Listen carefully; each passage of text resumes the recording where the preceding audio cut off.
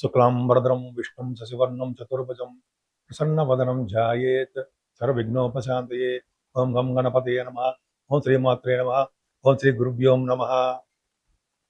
మా ఆవియాసాలను చూస్తున్న మీ అందరికీ పేరు పేరున నా హృదయపూర్వక నమస్కారాలు. ఇప్పుడు మనం శుక్రగ్రహం మీనరాశి నుండి, అంటే ఎగ్జాల్టేషన్లో ఉన్నటువంటి మీనరాశిలో ఉన్నాడు. ఉచ్చ స్థితిలో ఉన్నటువంటి మీనరాశిలో ఉన్నటువంటి శుక్రుడు మేషరాశిలోకి మారుతున్నాడు. మేషరాశిలోకి 26th మార్చ్, 26వ తారీఖుని మార్చి నుండి ఏప్రిల్ 19th వరకు మేషరాశిలోనే ఉంటాడు. సో మేషరాశిలో ఉండడం వలన మేషరాశి నుండి మీనరాశి వారి వరకు కూడా 12 రాశుల వారికి ఈ శుక్రుడిచ్చే ఫలితాలు, ఈ 25 రోజులు ఉంటాడండి, ఫలితాలు ఎలా ఉండబోతున్నాయో ఇప్పుడు మనం తెలుసుకుందాం. మిథున రాశి వారికి మేషరాశిలోనే శుక్రుడు 26 మార్చి నుండి 19th ఏప్రిల్ వరకు కూడా ఉండడం వలన, పైగా అత్యంత రాజయోగకారకుడైనటువంటి శుక్రుడు మీకు 12వ ఇంటి వాడు, పంచమాధిపతి కూడా అయినటువంటి శుక్రుడు లాభస్థానంలో ఉండడం వలన అద్భుతమైన రాజయోగం ఉంటుంది. అత్యంత రాజయోగకారకుడు కాబట్టి, లాభస్థానంలో మేషరాశిలో ఉన్నాడు కాబట్టి మంచి గుణాలు, కీర్తి, ధన భోగాలు, కార్యసిద్ధి, జనాల్లో శ్రేష్టత, మంచివాడు అనిపించుకోవడము, అంతేకాకుండా వ్యాపారాల్లో లాభాలు రావడానికి అవకాశాలు ఉన్నాయి. సినిమా రంగం, టెలివిజన్ రంగాల్లో మీరు ఉంటారు. శుక్రుడు సినిమా రంగం కారకుడు. వాటిల్లో కూడా ధనం సంపాదించుకుంటారు మీరు.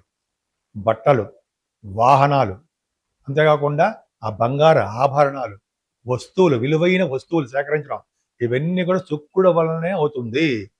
అంతేకాకుండా మీరు చేస్తున్న వ్యాపారాలు కూడా అత్యంత లాభాలు వస్తాయండి. మీకు వ్యవసాయ రంగం అనేది బాగా కలిసి వస్తుంది. రైతులు ఉన్నారనుకోండి, రైతులు కూడా వ్యవసాయ రంగంలో బాగా కలిసి రావడము, పంటల వలన లాభాలు చేకూరడము, పుత్రికా జననము కలగడానికి అవకాశాలు మిథున రాశి వారికి ఉండడము, అంతేకాకుండా కళారంగంలో కూడా మీ సంతానం కూడా కళారంగంలో ఉండడం, మీరు కూడా కళారంగంలో ఉంటారు. ముఖ్యంగా మీ ఆడపిల్లల వలన మీకు పేరు ప్రఖ్యాతులు, ధనభోగాలు, విదేశ పర్యటనలు ఉండడానికి అవకాశాలు ఎక్కువ ఉన్నాయని చెప్పడానికి సందేహం లేదండి.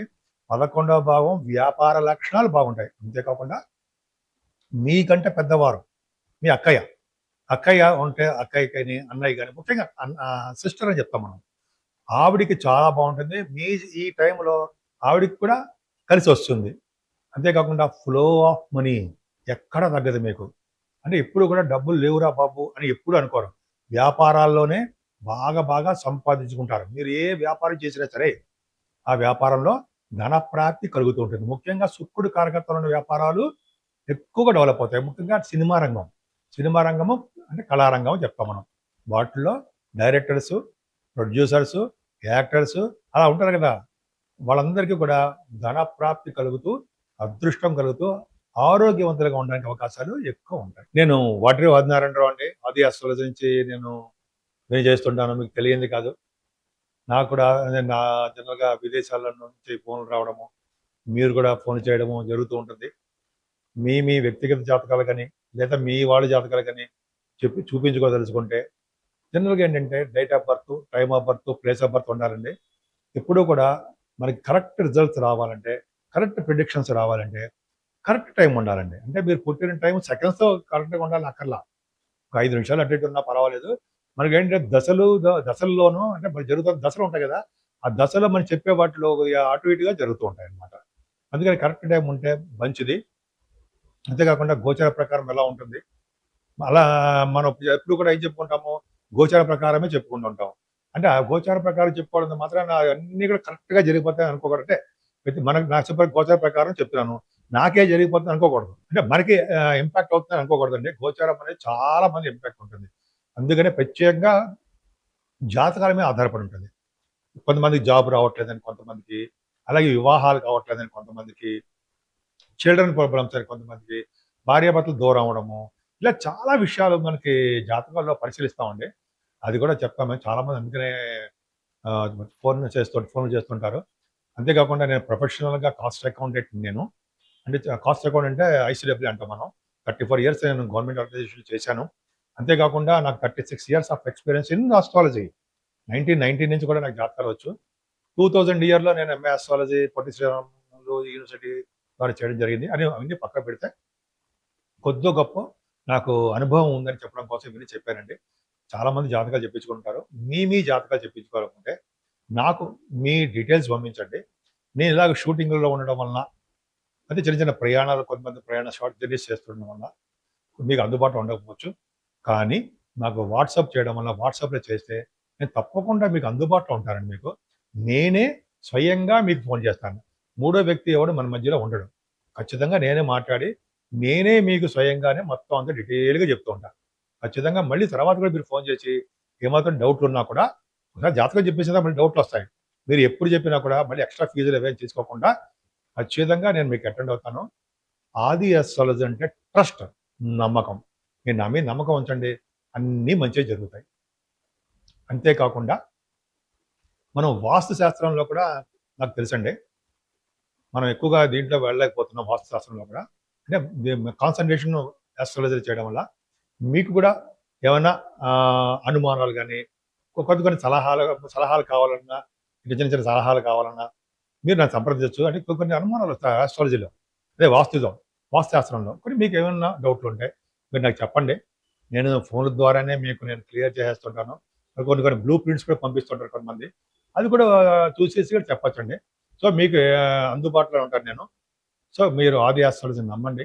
ఖచ్చితంగా నేను మంచి మార్గమే చేస్తాను. నిజాయితీగా ఉండడమే ఆది ఆస్ట్రాలజీ నా యొక్క లక్షణం. ఇప్పుడు మనం పరిష్కార మార్గాలు తెలుసుకుందామండి. అంటే విపరీతంగా లక్షలు లక్షలు ఖర్చు పెట్టేసి అవేమీ ఉండదండి మన దగ్గర. అంటే ఉండవు. లక్షలు ఖర్చు పెట్టినంత మాత్రాన ఇమ్మీడియేట్‌గా జరిగిపోతుంది కాదు. ఏదేమైనా మన జాతకాల మీద, మనకు జరుగుతున్న దశల మీద ఆధారపడి ఉంటుంది. సరే, దానికంటే పరిష్కార మార్గాల గురించి చెప్పుకుందామండి. పరిష్కార మార్గాలేంటంటే, మేషరాశి నుంచి మీనరాశి వారి వరకు కూడా మనం శుక్రుడు వలన మనం తెలుసుకున్నాం. శుక్రుడు కొంతమందికి ఆల్మోస్ట్ చాలా మందికి కూడా మంచి శుభఫలితాలు ఇస్తాడు. కానీ ఆయన మూడో ఇంటి వాడిగా ఉండడము, అంత శుభఫలితాలు ఇవ్వకపోవడము, 10th హౌస్ లార్డ్‌గా ఉండడం కొన్ని కొన్ని ఉన్నాయి హౌసెస్. 11వ ఇంటి వాడిగా మంచి ఫలితాలు ఇవ్వలేకపోవడము, 12th హౌస్ లార్డ్‌గా కొన్ని కొన్ని రాశుల వారికి మంచి ఫలితాలు ఇవ్వడు. కానీ శుక్రుడు మేషరాశిలో ఉండడం వల్ల కొంతమందికి మంచి చేయడము, కొంతమందికి శుభఫలితాలు ఇవ్వలేకపోవడం జరుగుతుంది. అసలు మనకు మంచి చేయాలి, శుక్రుడు వల్ల మనకు మంచి జరగాలి అని అంటే 26వ తారీఖు నుంచి మార్చ్, ఏప్రిల్ ఆల్మోస్ట్ 19th వరకు కూడా మనకి శుక్రుడు వల్ల మంచి జరగాలంటే ఫస్ట్ అమ్మవారిని పూజించాలి. ఎవరు? మీ గ్రామ దేవతనే ఫస్ట్ మెయిన్ ఇంపార్టెన్స్ ఆవిడకే ఇవ్వాలి. ఉదాహరణ మనం చెప్తుంటాం కదండి, భీమవరం మా ఊళ్ళో అమ్మగారు అంటుంటాం. అలా నేను ఉదాహరణ చెప్తున్నానండి. అలాగా మీ ఊరికి ఎవరైతే గ్రామ దేవత ఉంటారో ఆవిడని పూజించాల్సిందే. ఆవిడని పూజించిన తర్వాత మాత్రమే దుర్గా అమ్మవారిని పూజించడము, కుంకుమలతో కానీ కుంకుమతో పూజలు చేయడం కానీ, లేకపోతే దుర్గా సప్తసతి మార్నింగ్ టైంలో చేస్తారు కనకదుర్గ గుడిలో. అది చేయించుకోవడం వల్ల విశేషమైన ఫలితాలు ఉంటాయి. ఒకటి ప్రతి రాశి వాళ్ళు చేయించుకోవచ్చు. అదొకటి. అంతేకాకుండా చండీ హోమాలు మనం అంత దూరం వెళ్ళాము. మన ఊళ్ళోనే ఎక్కడో పౌర్ణమి పూట, అమావాస్య పూట కూడా చండీ హోమాలు జరుగుతుంటాయండి. అక్కడ మన పేర్లు ఇచ్చి మనం అంటే ఇండివిజువల్‌గా చేయించుకోవడానికి చాలా ఖర్చు అయిపోతుంది కాబట్టి, మనము ఇండివిజువల్‌గా చేయించుకోలేం కాబట్టి గుళ్ళలోకి వెళ్ళి దగ్గరుండి మనం కూడా పాల్గొనొచ్చు. మీకు తెలియని విషయం కాదు. చెయ్యొచ్చు. అదొకటి. మెయిన్ ఇంపార్టెంట్ లక్ష్మీ అమ్మవారు. లక్ష్మీదేవిని అమ్మవారిని కలువ పువ్వులతోనూ దొరికితే మారేడు దళాలతోనూ, అలాగే మల్లె పువ్వులతోటి శివుణ్ణి పూజించిన అమ్మవారిని, లక్ష్మీదేవి అమ్మవారిని పూజించిన భార్యాభర్తలు కలిసి ఉంటారు. కోర్టు కేసుల నుంచి విముక్తి కలుగుతుంది. అలాగే మీరు అనుకున్న కోరికలు నెరవేరుతాయి అని నేను చాలా చోట్ల చదివానండి. గురువు గారు కూడా చెప్తుంటారు మనకి. సో, ఈ విధంగా లక్ష్మీ అమ్మవారిని పూజించడం వలన అన్నిటికంటే ముఖ్యం టాప్ మోస్ట్ ఏంటంటే లలితా సహస్రనామాలు. అందరికీ చాలామంది మహిళలకి, పెద్దవాళ్ళకి, పురుషులకు కూడా నోటికి వచ్చేస్తుంది. చెప్పగలరు, పాడగలరు, చెప్పగలరు. మొత్తం లలిత శాస్త్రం మొత్తం కూడా. అటువంటి వాళ్ళందరికీ నమస్కారం. సో, వాళ్ళందరూ కూడా ఈ లలితా సహస్రనామాలు చేయడం వల్ల, అదే లలితా సహస్రనామంలోనే మనకు మూల మంత్రం కూడా ఉంది కదా, గురువుగారు మనకి ఉపదేశించారు కదా. అదేంటంటే ఓం ఐం హ్రీం, HREM, హ్రీం శ్రీం శ్రీమాత్రే నమ. ఓం హ్రీం శ్రీం ఓం ఐం హ్రీం శ్రీం శ్రీమాత్రే నమ. ఓం ఐం హ్రీం హెచ్ఆర్ఈఎం హ్రీం శ్రీం శ్రీమాత్రే నమ. అమ్మా తల్లి అని మీరు వేడుకోండి. అన్ని రంగాల్లోనూ మీరు ముందంజలో ఉండబోతున్నారని అడగండి, ఖచ్చితంగా ఉంటారు. అడగండి అంటే మీ జాతక ప్రకారం ఉంటుంది అనుకోండి. అంత అదృష్టాన్ని అమ్మవారు ప్రసాదిస్తారనడంలో ఏమాత్రం సందేహం లేదండి. మీకు ఏమాత్రం అవకాశం ఉన్నా మీ గ్రామ దేవతని, దగ్గరలో ఉన్నటువంటి అమ్మవార్లని పూజించండి. సర్వశుభాలు కలుగుతాయి. సో మీ అందరూ కూడా ఐశ్వర్యవంతులుగాను, అదృష్టవంతులుగాను, సంపూర్ణమైన ఆరోగ్యవంతులుగా ఉండాలని ఉంటారని కూడా నేను మనస్ఫూర్తిగా కోరుకుంటున్నాను.